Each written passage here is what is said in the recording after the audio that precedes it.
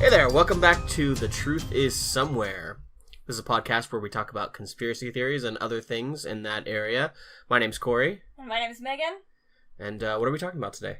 So I'm actually really excited about our topic today.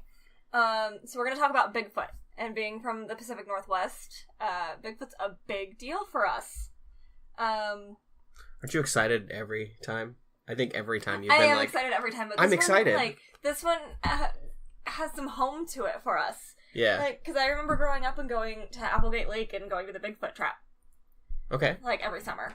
So, I don't know, Bigfoot's just, this enigma that has existed in my life since I was little. That makes sense. I mean, Bigfoot is pretty interesting. I've got family and friends that love Bigfoot, follow it, go to big Bigfoot conventions, things like that. Yeah. My mom dated Bigfoot for a little while, so. That's right. I do have a funny story about Bigfoots to start us off. So when I used to work in Famous Footwear, we had this guy come in. And he needed hiking boots, and he needed hiking boots so it'd sit up tall on your ankles, because where we grew up, it gets hot, and there's a lot of rattlesnakes when you go hiking and stuff. And so the guy wanted boots that could protect him if he were to step where, rattlesnakes would be, so that they would bite the boot instead of him, right? Reasonable. And then he was talking about how much he goes hiking, and how one time he ran into a family of Bigfoots. A whole family of Bigfoots. What? How many does that consist of, didn't he say? He didn't say. He just said a family of Bigfoots. And that you have to be really careful when you run into Bigfoots, because they can read your mind. Oh. And so he ran into, Grandpa Bigfoot, is what he explained. And he, froze. And he's staring down this Bigfoot, and the Bigfoot's, reading his mind, right? Oh, yeah? And, Bigfoot decides that this dude's A-okay, and, invites him back to, sit around the campfire with his family. What? I don't know, that guy was smoking some good shit. So he sat around the campfire with some Bigfoot. With some Bigfoots. Is it Bigfoot or Big Feet? Bigfoots or Big Feet? Everything I've heard is Bigfoots. Bigfoots. Okay, Yeah. I guess that makes sense, because, I guess it does. I guess it makes sense either way. Okay. Anyway. Yeah. So that's my funny story about Bigfoots. So legends about huge ape man creature things exist all over the world. Sure. This is not a thing that is unique to the Pacific Northwest. And the creature is known as Bigfoot or Sasquatch to those in North America, particularly those in the northwestern U.S. and British Columbia. I'm going to cover a few of the other legends thought to be related to our Bigfoot. So Sasquatch is a North American... Yes. Okay. Sasquatch is specifically North American. Okay. And I'll get into that in a little bit, but I'm going to cover some of the other ones first. Just kind of get us through. So there are Almas in the mountains of Central Asia, and they were noted by a German traveler, Johann Schlittberger, in 1400. In the Tian Shan Mountains, quote, live a wild people who have nothing in common with other human beings. A pelt covers the entire body of these creatures. Ooh, a whole pelt. A whole pelt. Mm-hmm. Mm-hmm. And then there's the Chemosit in Kenya. And some witnesses say that the Chemosit looks like a hyena or a bear, but the Nandi people who live in the area say that the creature is an enormous and violent primate that eats brains. So, brains? Not only are we Bigfoot, but we are zombie Bigfoot. Oh, okay. I don't know. Just because you eat a brain doesn't mean you're a zombie. Okay, well, that's, automatically what I thought. Okay. Brains are awfully specific. Brian's. And then there's the Hibagon in Japan, and this creature stands only 5 feet tall, but has footprints that are 2 to 3 times the size of a normal human's. Okay. So he's short, but he's got real big paddle feet. Sure. Which makes me giggle, because I just feel like they probably flop as he's walking. Yeah, it would be ridiculous. Yeah, he probably is a pretty good swimmer, too. Probably. He's got flippers. The Mapinguari in Brazil, and reports from 1937 claim that the Mapinguari went on a 3-week-long rampage and slaughtered over 100 cows and ripped their tongues out from their bodies. Oh. Yeah. Okay. So not so peaceful in other parts of the world. Well, I don't think... Yeah, I guess some of them are. Well, because, right here, we grew up with the idea of Harry and the Hendersons, where they're, really shy and elusive, which is why we never see them. Yeah.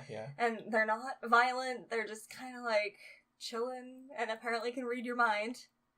Yeah, I see what you're saying. Yeah, like, really though, Harry and the Hendersons, like, that was my jam as a kid. Sure. Yeah. I only saw it a few times. Anyway, the orang pendek in Indonesia. This version is also short in stature, but walks with backward-pointing feet to throw off anyone tracking them. Okay. Yeah, so their feet are facing the wrong way, so that people think they're going the other way. That means it'd be really front-heavy.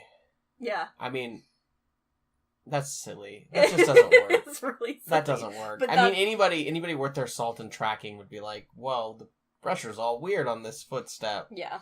And then, when we walk forward, we lean forward, which is why our feet extend forward to catch our weight. Whatever. Silly folklore. That's the legend. Anyway, the Yuren in the Hubei province of China, and according to this legend, the Yuren becomes so overjoyed at the sight of a human that it grabs a human tightly by the arms and then faints. It faints? Yeah. Oh. But it's still holding on really tight to the human. That's hilarious. So happy it faints, like a fainting goat. Mm-hmm. But then, when it wakes up, it still has a hold of you, and it eats the human. Oh. Yeah, I know. Like, it was the cutest thing, and then I was like, why did it have to get so ugly? Like, yeah. it was so cute. Was, like, I'm so happy to see you, and he, like, falls over. I mean, our dog pretty much gets like that about this food, so... I'm so happy for true. food! That's true. He doesn't faint, but he might as well. There's the Yeti in the Himalayas. Okay. And also called the Abominable Snowman. It's often depicted as a white version of North America's Sasquatch that camouflages itself in snowy conditions. Makes sense. That seems the most reasonable as far as like camouflage goes. Yeah. And then there's the Yowie in Australia, and there are 2 tribes and 2 different species of Yowie. Okay. Yeah, so one is very similar to the North American Sasquatch in size, but has a more primate-looking face, and is considerably more aggressive and dangerous than the shy and reclusive Bigfoot. Okay. And then the other species is much smaller, measuring between 4 and 5 feet tall. And cave art depicts tall, hairy figures beside the small Aboriginal drawings. Oh. So there's, like, actually old school. So it's been around for a long time. Yeah. So... Also, in that vein, though, like, the North American version has been around for a long time, too. Okay. And it comes from, indigenous peoples. So the name Sasquatch itself actually comes from the word sasquatch, meaning wild man, in the Halkomelem language of the Coast Salish people. It really makes sense. That word actually Canada. just sounds Indian, Native American. Yeah. Like, it sounds like it's from North America. Yeah. So there's all these, like, different ideas of Bigfoot from several different tribes. Right.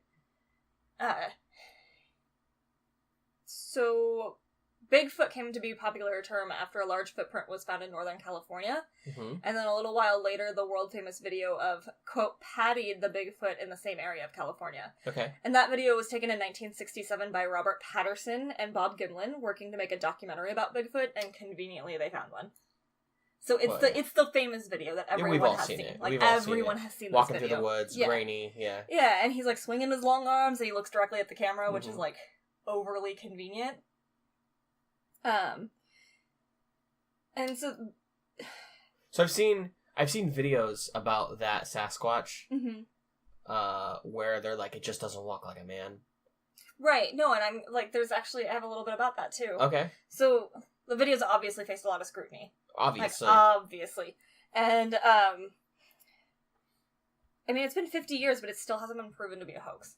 Like, nobody can actually say definitively this is a hoax. And that's what happens when your video quality is as poor as it is. But for the time. Yeah, there's several people who have come forward claiming to be the man in the ape suit, but all of the different stories contradict each other, and no one has actually produced a suit.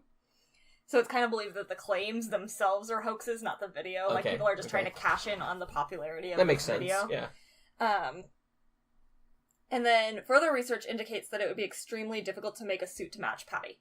Because of, specifically the limb ratio. Like, its legs are short and its arms are abnormally long. Okay. And, like, a human being could not take on that shape even in a costume, essentially, is what people are trying to say. Even though I think that there are probably technologies where you could, like, basically make saggy pants and then, like, extensions for your arms. Yeah.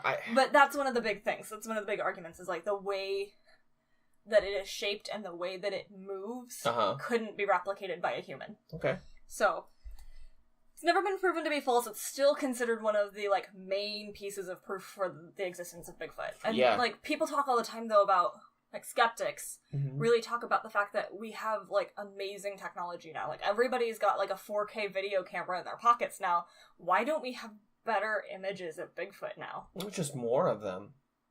Well, yeah, or more images, really. I mean, we're finding animals that we thought were extinct. Well, and there's, like, there are more images of Bigfoot, but every single one of them is still, like, grainy and ugly. And it's like, did you take this on your cell phone from, like, I don't know, 500 feet away and try to zoom in? Yeah, and there was, like, no way you could have got a better picture. Right, and so it's to be fair to the skeptics, it's a little strange, right? Yeah, of course. Yeah, so, the other big thing that researchers use as proof of the existence of Bigfoot is the fact that there are so many credible eyewitnesses, like, all across the country. So you've got so many people with corroborated stories. So, like, you might have, like, 2 doctors who see it. Okay. And so they're considered to be credible witnesses, and they've seen some sort of ape man while they were out and about in the woods or wherever they happen to be. Mm-hmm. So that's, like, the other big thing that they focus on as far as, like, this is proof. Is, like, there must be something out there because all of these cultures have some form of giant ape man. Bears? Right. They could be bears. Bears, yeah. Bears, oh my. And then most Native American tribes, I touched on this a little bit, have folklore regarding a large, hairy ape-like man. Mm-hmm.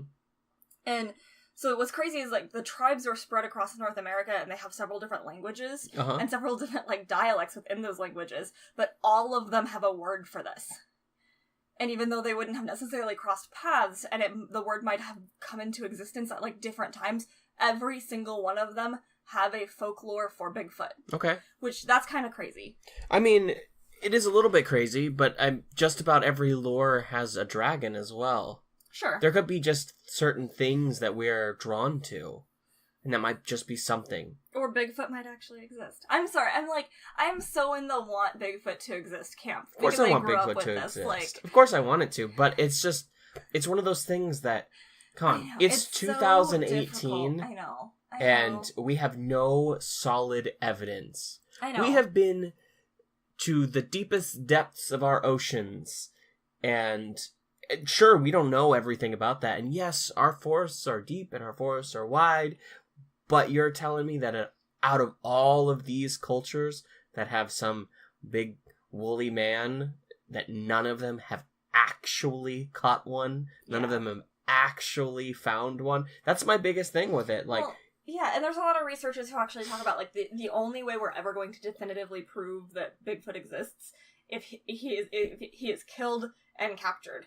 Yeah. Like, but what's crazy is, like, Skamania County in Washington, like, very lower Washington, basically, Oregon, Washington, has a law on the books that it's illegal to hunt Bigfoot. Whether that's because they care very much about Bigfoot, or it's because people like to play pranks and put on an ape suit and walk around in the forest and they're afraid of people getting shot because somebody wants to catch Bigfoot so badly, I don't know. But... and I mean, I think there's something to say about, like, don't kill him and capture it, you know? Yeah. It's a very endearing and very tenacious idea. Like, there could be this kind of, like, shy, reclusive, kind of missing link, if you will. Some distant relative to common man, you know? I mean, just looking at it from that perspective, we're the bones. Yeah, okay, but I have something to get into about the bones. Okay. And I'm going to get into that a little bit later, but right now we're going to talk about languages. Okay. What does El Yeti speak? So, Sasquatches are believed to have a language, and they are said to make howling and screaming noises at night. Okay. And they can also make noises that sound like rocks crashing together. Like with their mouths, or do they... It didn't say how they make that sound, but... I'm sure nobody actually knows how they make it. But they have decided to attribute this sound to Bigfoot. Okay, the sound of crashing rocks? Yes. So in the 1970s, 2 researchers, Al Berry and Ron Moorhead, recorded these sounds in the Sierra Nevada mountains in California. Mm-hmm. And these are now referred to as the Sierra Sounds Collection and are widely regarded as authentic recordings of Sasquatches.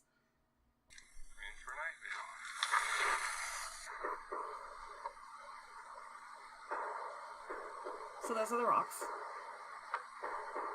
Okay.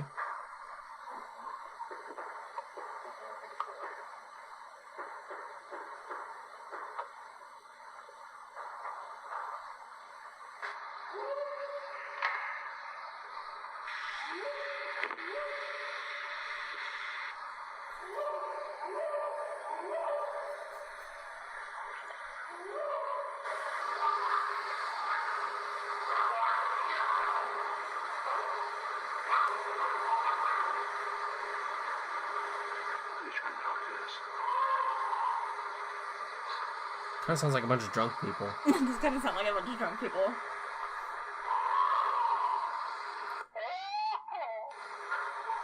So that was one of them calling to them.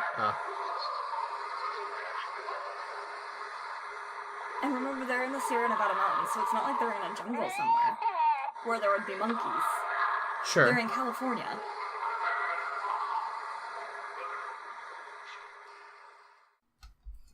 Alright.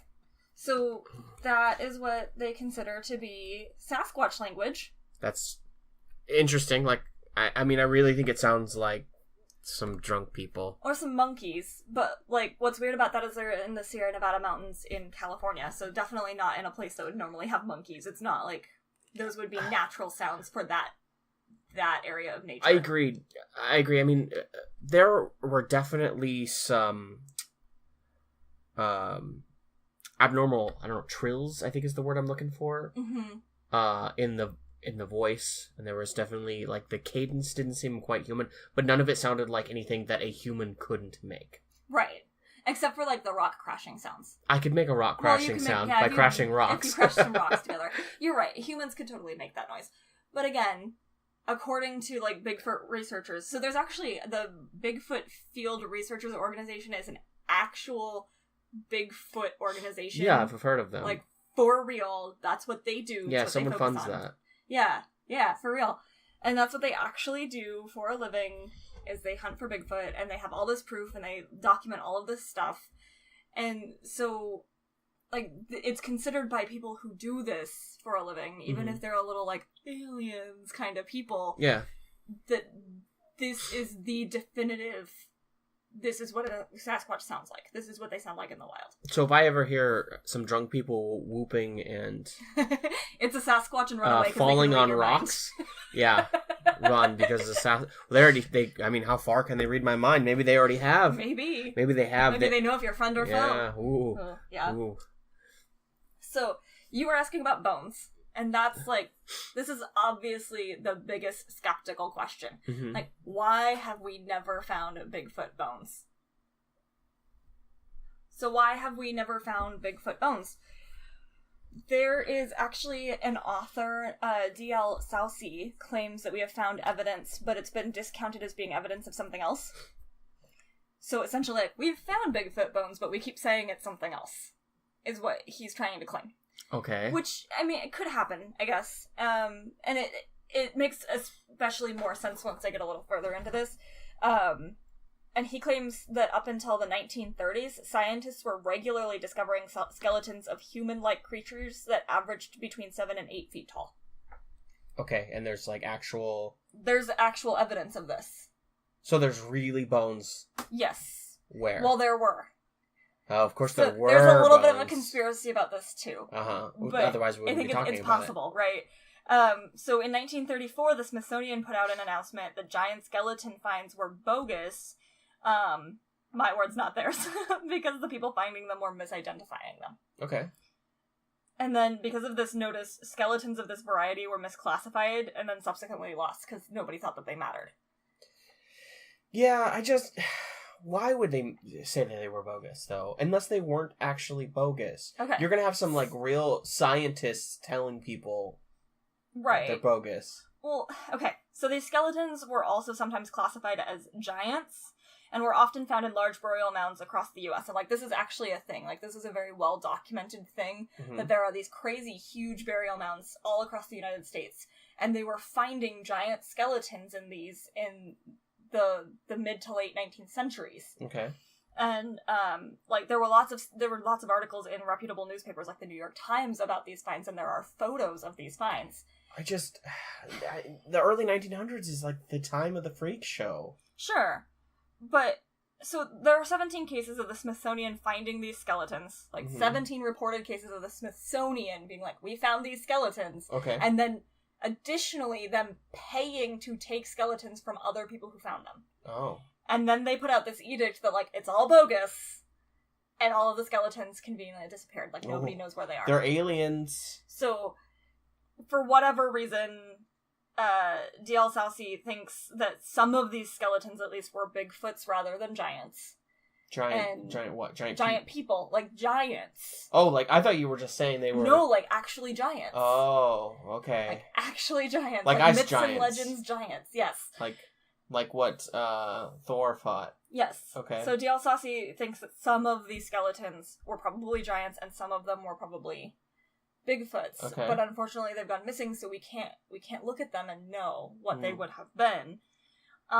Maybe they're under the airport in Denver. Maybe That's what they're using that for, to keep the skeletons. But for some reason, the Smithsonian wanted to cover up that giants existed. I don't know why. So actually, I got way into the weeds on this giants thing when I was doing the research, and I think we're going to do an episode about it, because I was just like, this giants? Is so interesting. That'd be fun. Yeah, we should. And the burial mounds and, like, the Smithsonian covering it up, and why would the government want to hide the idea of giants? Let's do it. I think that's more episode fodder.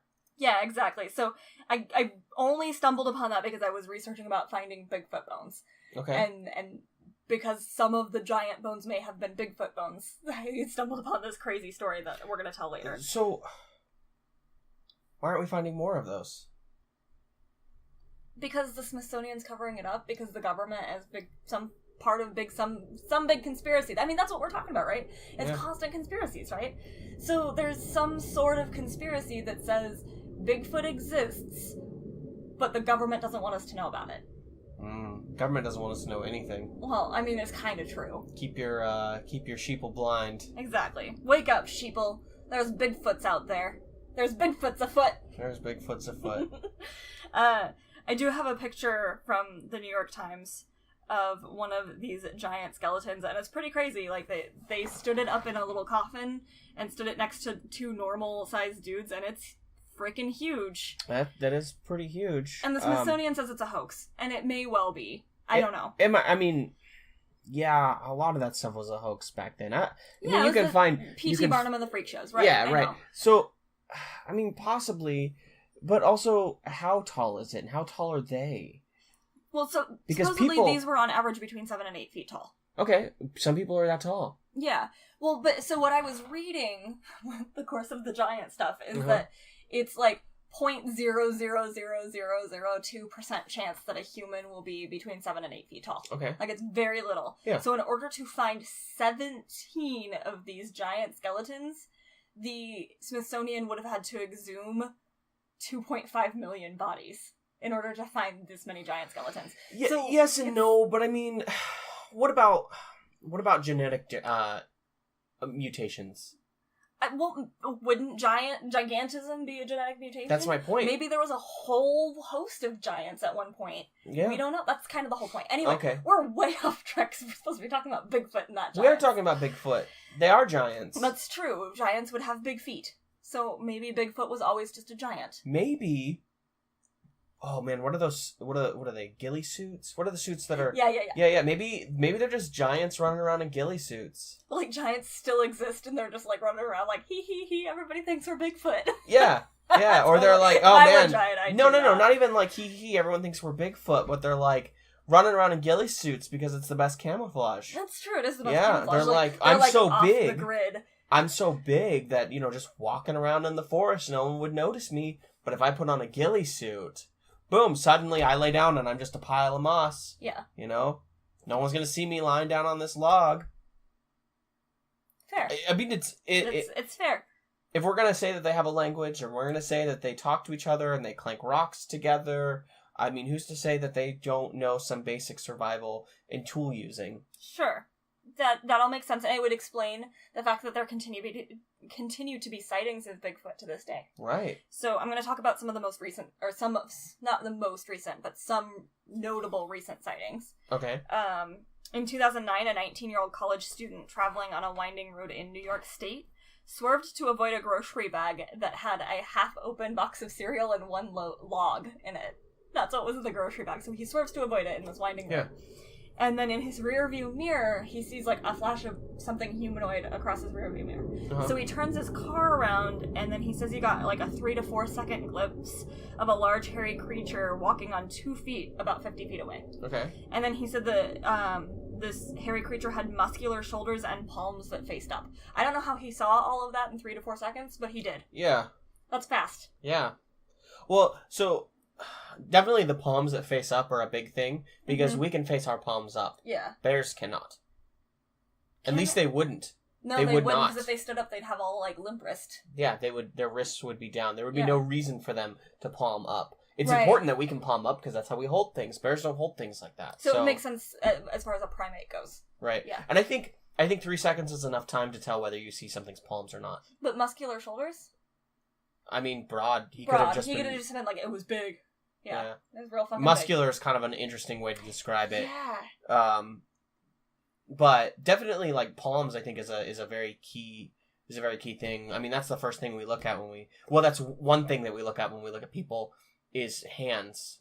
It's actually the common salute now in the United States compared to the British salute. The British salute, salute. Yeah, they have hand up, and the reason for that is it actually originally came from knights raising their visor. Oh, that makes a lot of sense. You would raise your visor so that people would see your face. We're sitting here doing this movement people can see us. Yeah. Well, I'm showing you. Yeah. So they'd see your face. So when they stopped wearing those helmets, you'd still put your hand up. But at the same time, what you're doing is you're showing palm out. And palm out shows, look, I have nothing in my hands. But in the U.S., it's flat. It's flat. It's flat or slightly tilted in towards us. Yeah. And it's just a slight variation of the British, but it's from the British salute. But anyways, palms are important. You can easily like eyes. Generally, when you glance at someone, especially someone you don't know, you look at their face, their body posture, and their hands, because you can tell a lot from how someone's hands are. One, whether they're holding onto something, or two, if their hands are clenched. Yeah, because you can tell someone's tension just through their hands. That's true. I hadn't thought about that. Yeah. And then in 2011, a fishing guide and his clients, an attorney, and a commercial pilot spotted a Bigfoot in the glades in Florida. Okay. Florida actually calls Bigfoot skunk ape. Because apparently he smells real bad. In Florida? That's just... Florida. Yeah, isn't that crazy? Yeah, because we have this, like, thought process that Bigfoot must like it where it's cold. Because we were always talking about, like, the findings of Bigfoot in the mountains in the Pacific Northwest, where it's going to be colder and it's going to be rainy and he's going to make use of all that fur. And then to find him in freaking Florida... Yeah. Or maybe he's on vacation. I don't know. I want to go to Florida for vacation. Right? I also think, like, most of the places where Bigfoot is sighted are the places where you can have the most, I wouldn't say optical illusions, but in a sense, yes, illusions. You saw something out of the corner of your eye because you saw a bush. Well, this is a whole lot more than the corner of the eye. That's what I'm saying. Some of these, a lot more than the corner of the eye. And Florida makes it a little more difficult because Florida isn't exactly known for its luscious forests. It has swamps. He was in the swamp. They found him in a swamp. Okay, so there you go. But let me finish. All right. What these people found. So at first they thought it was a wild boar, which makes a lot of sense. And it was hunched over and digging in the sand for, like, crustaceans or shellfish or something for food. And then the guide and his clients claim that the skunk ape was as wide as a side-by-side refrigerator freezer when it stood up to look at them. Okay. So that's big. That's big. That's pretty thick. And he had a muscular torso. This is so funny. A ZZ top beard, but a hairless forehead. So he's very much like Harry and the Hendersons. Yeah. This is very Harry and the Hendersons style. And the skunk ape stared at the trio for roughly 15 seconds. That's a long time. Yeah. 15 seconds is a long time. Think about what a deer does. Whew, what is this thing? It could kill me. Yeah. Right? Because it's the size of a freaking side-by-side refrigerator freezer. Sure, That's big. And they're in a swamp. Like, where are they gonna go?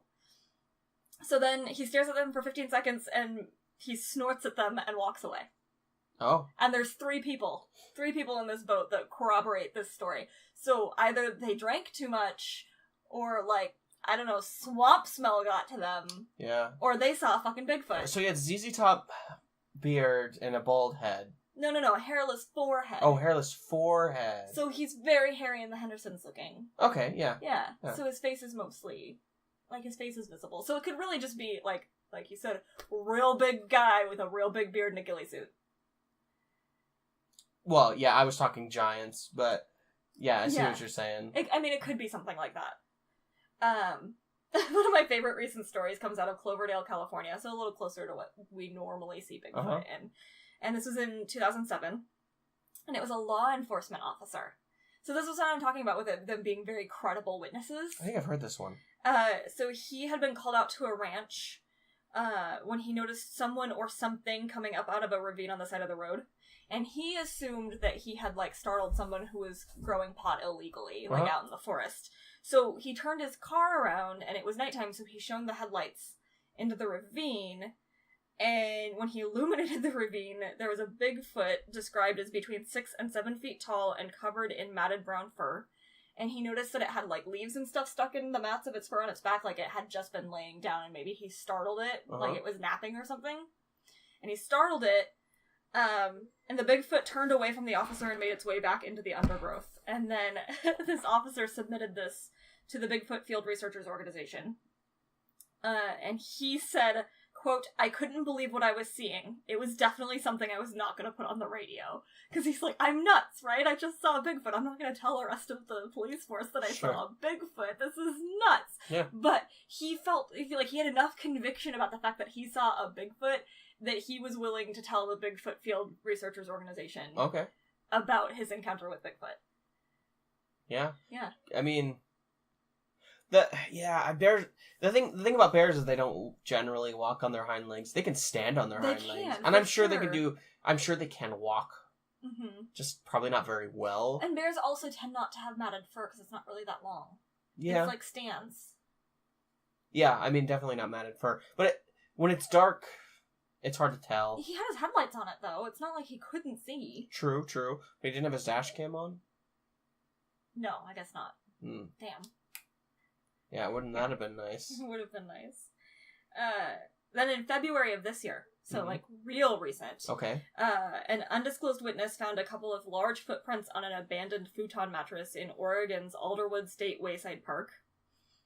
The barefoot prints, so they're barefoot, no shoes, measured at 13.25 inches in length, which isn't out of the realm for a human being. Yeah. Like, it's a really long foot, but it's possible, like, for somebody really tall. But what was weird is they were 5.5 inches in width at the ball of the foot, which is huge. Like, people who have big feet, like, lengthwise, they tend to be fairly narrow. Yeah. Because that's just how our construction is. Yeah.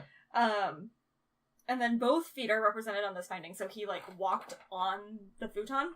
And he had a 48-inch gait, which is fucking huge. That's like, you must be this tall to ride this ride between his fucking legs as he's walking. That's more than half how tall I am. Yeah, that's nuts. That's a really big gait. Yeah. So, like, they're taking this as proof that it must be a Bigfoot because, like, or it's somebody who really understands, like, ape foot anatomy who's making these. Like, there was a guy at University of Washington in the 1960s who started all this research, like scientific research into the field of, like, I think they call it Bigfootology. So this professor started doing all this scientific research into Bigfoot, and he has all these casts of Bigfoot prints because we've been finding them forever, right? We've been finding Bigfoot prints everywhere since forever. Yeah. And he was talking about how it was possible that they could be hoaxes, but it would have to be somebody who had, like, extreme knowledge of the way that primate feet are formed. Because some of them showed, like, injured feet. Like, the casts showed where, like, maybe a bone had been broken in a foot. Okay. And there was, like, maybe a deformity there. So you would have to have a really keen understanding of how a primate's foot forms. So we're talking either somebody, like, a zoologist, or maybe a veterinarian, or a podiatrist out there making big feet prints just for, like, shits and giggles, right? I mean, or it's someone who made a Bigfoot print, and it just happened to have that...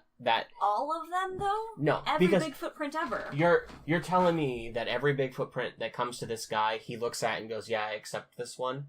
I guarantee you there are Bigfoot prints that come to this guy, and he goes, no, there's no way that this could be a big footprint. But he's like, there are so many of them that it is unlikely that there are that many people who have this much understanding of primate And what I'm saying is there is an expert of primate feet out there that when he sees something that matches what he wants to see, he accepts it. You just don't want to believe in Bigfoot. No, I do want to believe in Bigfoot. I just don't. Corey ruins everything. No. Yes. Yes. Yes, I do. Ruins everything. Okay, so back on the science a little bit for you. The ape man is believed by some to be Gigantopithecus. Okay. Which was truly, this existed. Yeah. Was a massive, very distant relative of humans that lived in Southeast Asia for nearly 1 million years. Okay. And it's believed that they died out around 300,000 years ago, but they think that there's a possibility that some small tribes of them lived for longer, so there could have been crossover with humans. Like, we could have possibly seen them at some point, which might explain some of the legends. Okay.